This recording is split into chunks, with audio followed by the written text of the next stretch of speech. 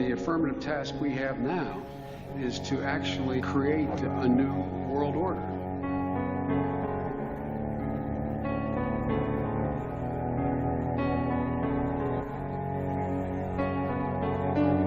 Day 1000 of the Siege of Seattle. The Muslim community demands an end to the army's occupation of mosques.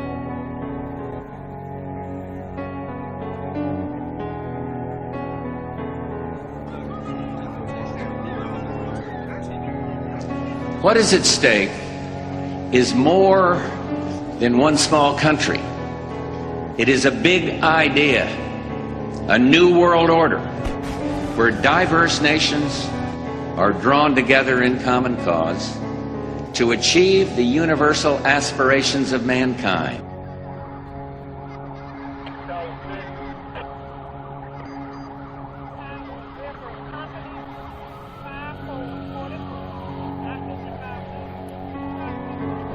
Peace and security, freedom, worthy of our children's future.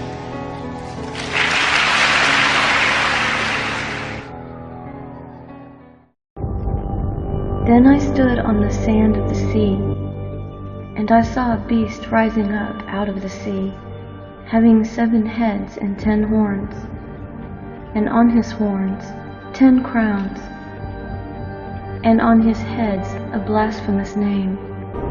Now the beast which I saw was like a leopard. His feet were like the feet of a bear, and his mouth like the mouth of a lion. The dragon gave him his power, his throne, and great authority.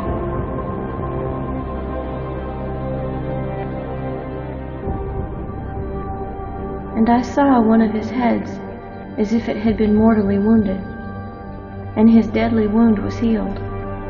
And all the world marveled and followed the beast. So they worshipped the dragon who gave authority to the beast, and they worshipped the beast, saying, "Who is like the beast? Who is able to make war with him?"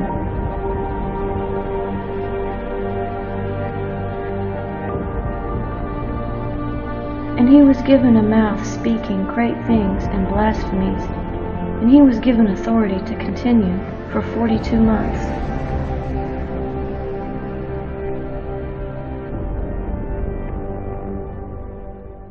Then he opened his mouth in blasphemy against God, to blaspheme his name, his tabernacle, and those who dwell in heaven.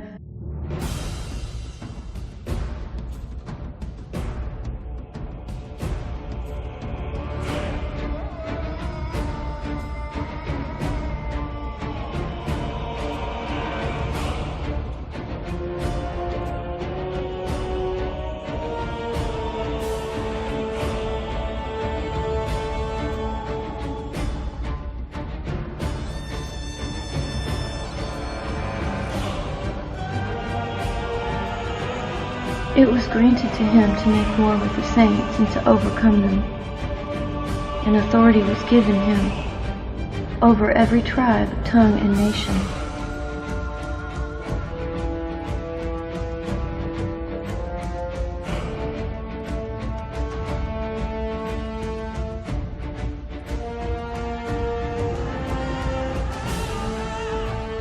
All who dwell on the earth will worship him, whose names have not been written in the book of life of the Lamb, slain from the foundation of the world.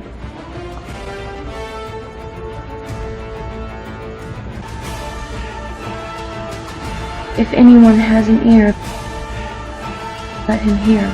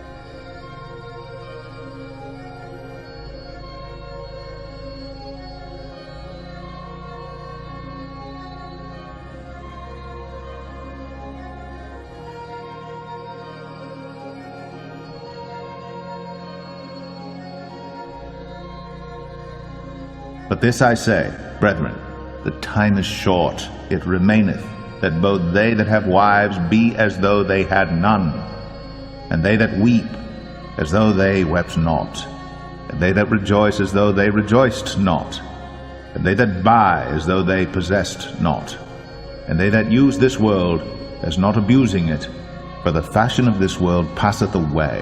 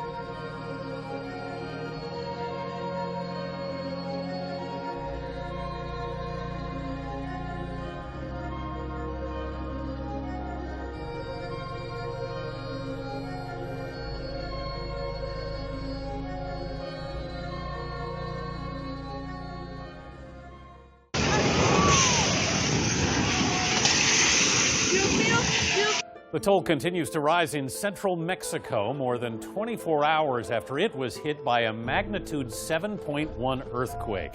At least 230 people were killed. You can just look at it and hear it and see what it's doing behind me as we speak.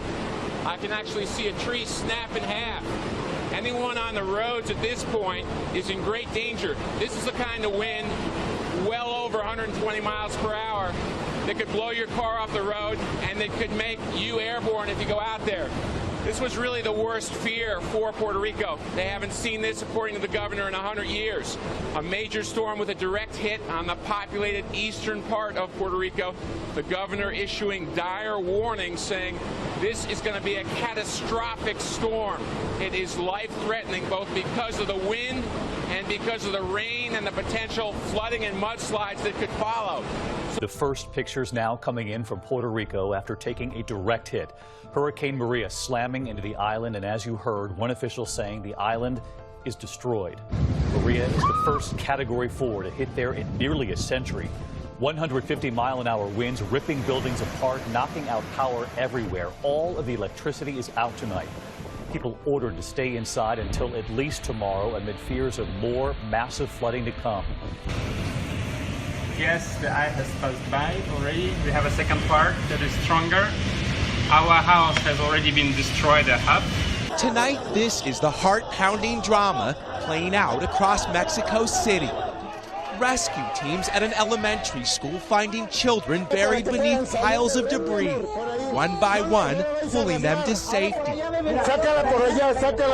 This was the school before, now literally flattened. That death toll continues to rise with each passing hour. We now know that there are at least 20 school children among the dead. Officials say they were trapped when their building pancaked on top of them, and now in Mexico City, the frantic effort to try to rescue those that are still living. This is what it looked like when the 7.1 quake struck near Mexico City. We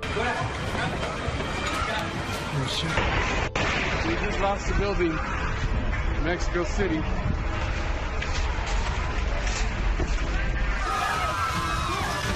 Powerful enough to pancake office buildings and schools. Inside this newsroom, the walls shaking. Throughout the city, alarms blaring, cars frozen the moment the quake struck.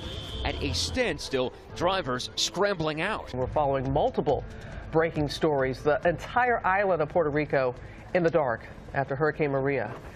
The governor was even out doing his best to help people, rescuing people.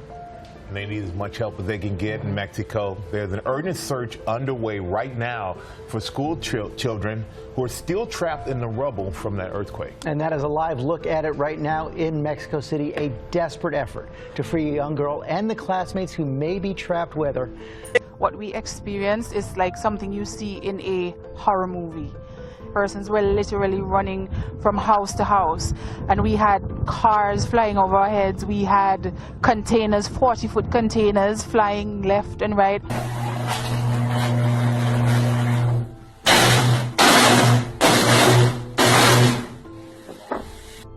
And there shall be signs in the sun and in the moon and in the stars, and upon the earth distress of nations, with perplexity, the sea and the waves roaring, men's hearts failing them for fear, and for looking after those things which are coming on the earth.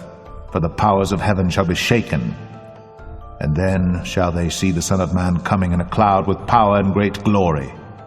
And when these things begin to come to pass, then look up, and lift up your heads, for your redemption draweth nigh.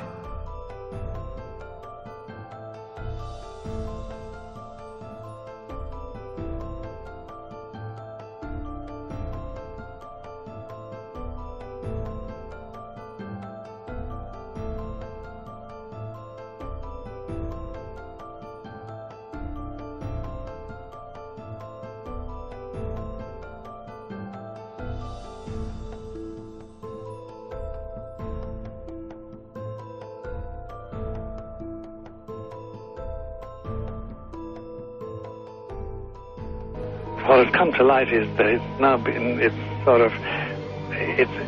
is not so surprising for a lot of people that there are covens amongst the very educated class, architects, doctors, lawyers, priests, brokers, and the leisure class. These are people who have made pacts with the devil.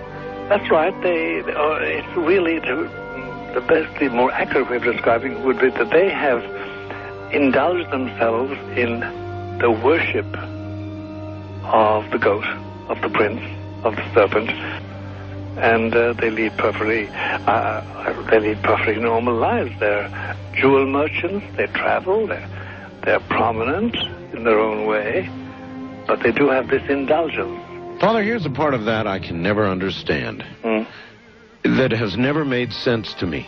And that is, if somebody were to make a pact with the devil, obviously the implication is if the devil is there to make a pact with them, to make a deal, to make their life, their short mortal life on earth, pleasurable, with money or women or travel. More interesting. Or more interesting, whatever it is they want. Yes. Then they are aware of the presence of the devil, and they are obviously aware then of the presence of God as well, and they nevertheless make a conscious, stupid, short-term, blind choice to take what they can get in this lifetime. And to embrace one, you must embrace the other. It's not like it's some wishy-washy prison. I know you do. It is a very not easy to understand, except when you talk with them, when they let their hair down and peel grapes, as we say, and when they're on their way to being cured of or healed is the proper word. You find that there's an exhilaration and a satisfaction which is both sensual and sexual and mental when they really indulge in Luciferian worship. There is a peculiar exhilaration. Like a drug, then?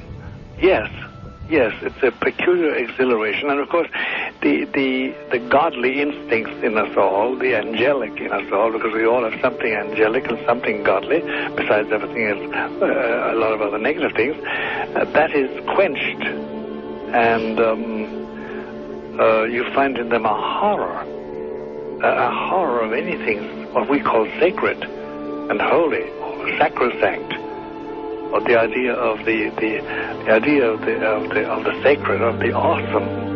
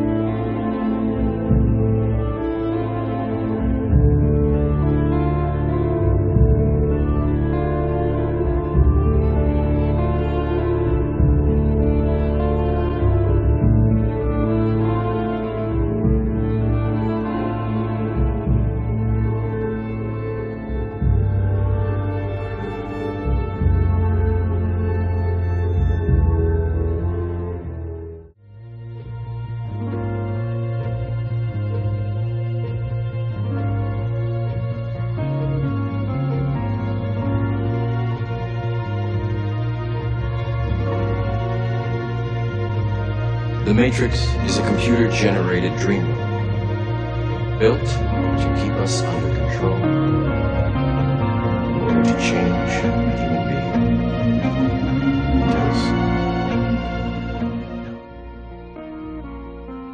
The affirmative task we have now is to actually create a new world order. To think something so small could control you. And everything you do. When your life and all you love are on the line. The RFID chip is always with you. Because I want to live in a cash-free society. Because now the government is looking out for us. Ask your doctor how to get your chip implanted today.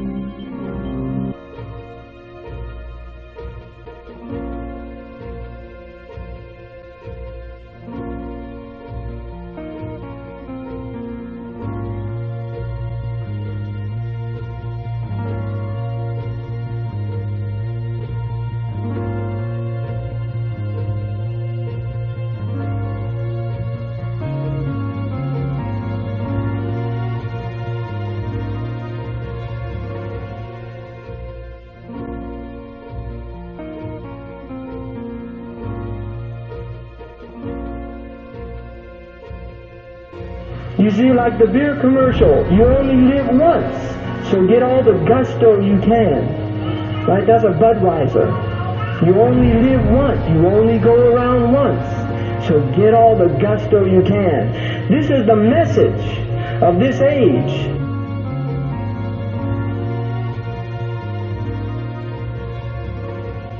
It's a message of deep materialism. It is a message telling people they will be happy through buying things. Buy more and be happy. This is a slogan. Be happy. Don't worry, be happy. Right? The smiley face. And on the back of the dollar bill, there's a seal on this side. It's called the Great Seal of the United States. That's what it's called. It's their seal. Now, behind the seal, this is actually what is behind the Great Seal of the United States, is a pyramid with one eye.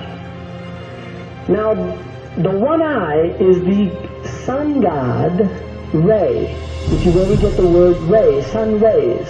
It is the sun god, same Mithraic character, and he shows up again and again. This is the Masonic god of the ray. If you look, you'll see the pyramid is built except for the top. It's built except for the top. The eye is suspended above the top. It hasn't come down yet.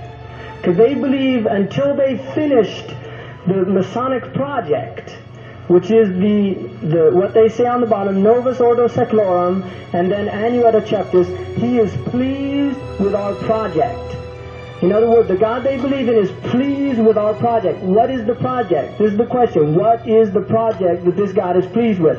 The project is literally the secularization of the world. And that is why it is called Novus Ordo Seclorum, a new secular or worldly order. If you translate that into Arabic, it would be a Nizam al-Alami ad-Dunyawi, not al-Jadid. It would be ad-Dunyawi. The new temporal order, the new order of the world. And that is why it is called Novus Ordo Seclorum, a new secular or worldly order. If you translate that into Arabic, it would be a Nizam al-Alami ad-Dunyawi, not al-Jadid. It would be ad-Dunyawi, the new temporal order, the new order of the world.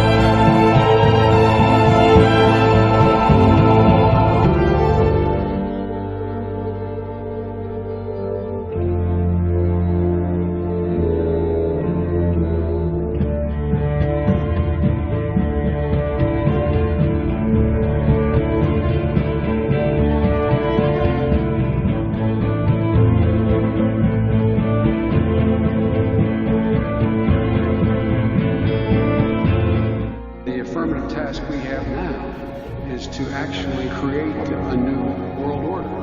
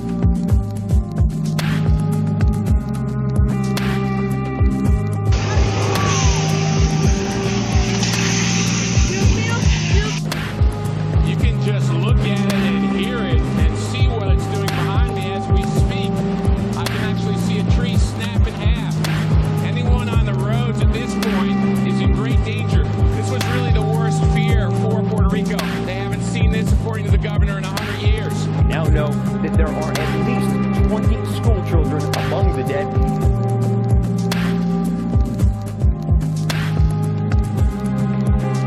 First Category 4 has been there for nearly a century. 150-mile-an-hour winds ripping buildings apart, knocking out power everywhere. All the electricity is out tonight. Powerful enough to pancake office buildings and schools. What we experience is like something you see in a horror movie.